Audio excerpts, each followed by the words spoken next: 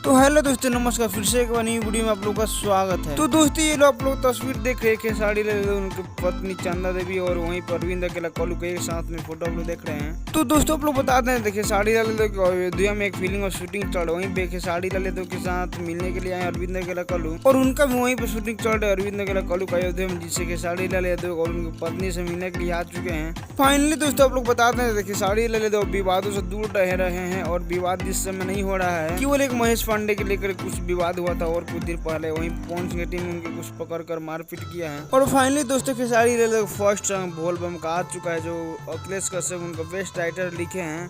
तो दोस्तों, ये गाने के लिखे हैं अखिलेश कश्यप और वहीं पर अन्नपूर्णा फिल्म पर ये गाना आया है यूट्यूब चैनल पे। तो दोस्तों, आप लोग बता दें, देखिए खेसारी लाल अभी मूवी में व्यस्त थे और बहुत दिनों बाद बोल बम का गाना हम लोग बीच लेकर आ चुके हैं, वो बहुत ज्यादा बवाल मचा रहा है। और आप लोग ऐसे भोजपुरी के सारे न्यूज सुनना चाहते थे, हमारे वीडियो को लाइक किया, चैनल को सब्सक्राइब जरूर कर दीजिए, क्योंकि भोजपुरी सारा न्यूज आता रहा। सब्सक्राइब करना मत भूलिएगा आप लोग।